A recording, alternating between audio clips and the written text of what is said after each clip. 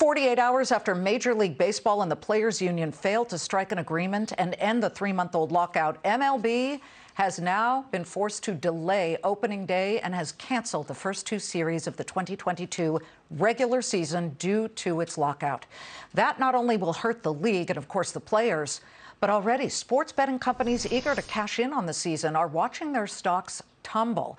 DraftKings, Penn, which of course owns 36% of sports media empire Barstool Sports, still on track, by the way, to purchase the remaining 64%, reported that actually Barstool Sportsbook reported a much narrower than expected fourth quarter loss. Here in a Fox Business exclusive, Barstool Sports CEO Erika Nardini. Erika, great to have you. I mean, baseball is frozen. It's almost like how assets are frozen for a lot of these Russians. We'll get to that in a minute. But what effects are you and Barstool bracing for if this lockout drags on?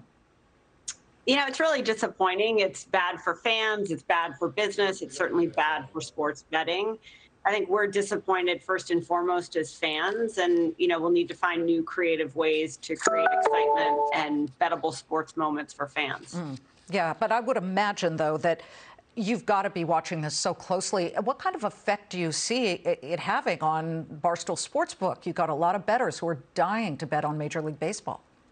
Yeah, you know, it's hard because when you look at, you've got March Madness, you've got college, you've got college basketball. After that, it's hockey playoffs and baseball. And baseball is an extraordinary long season.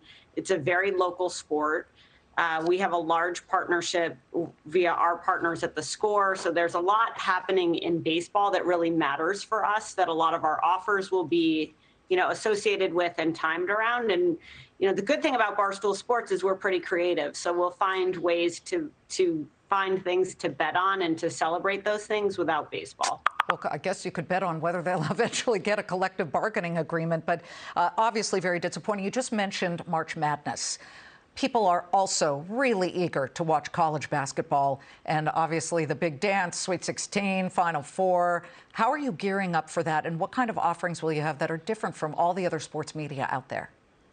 Yeah, Barstool Sports and Penn National are very different in terms of how we approach sports betting. We do it authentically. We do it very organically. When you look at the majority of sports betting companies, they're spending about 70% on marketing. We're spending under 20% on marketing because a lot of what we create is conversation that fans care about. We build brands that they like, and we create bets that they're interested in being part of. We'll do that for March Madness. We'll be at the Final Four. We'll be in New Orleans with everyone else. So we'll create a lot of excitement and energy in New Orleans. We will be at our own sports bars. So we opened 2 sports bars this year, one in Philadelphia, one in Chicago.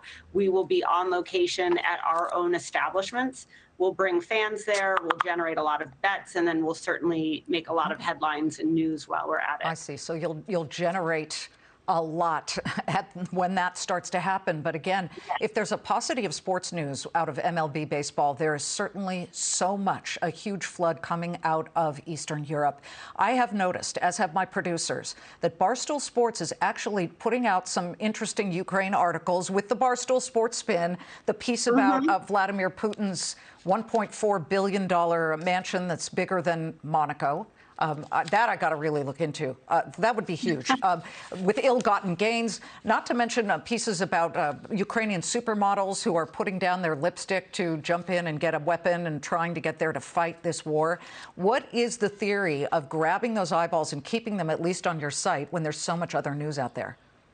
Yeah, we do it a little bit differently, which is we empower anyone who's creative at Barstool Sports to write, to create podcasts, to make TikToks, and we love their individual points of view, and that's what makes us really different. So when we have bloggers who are interested in covering what's happening with supermodels in the Ukraine or what anybody's opinions are on Putin, we've done a great job of letting our people write the way they want to write and to share things that we think a common average person might be interested in.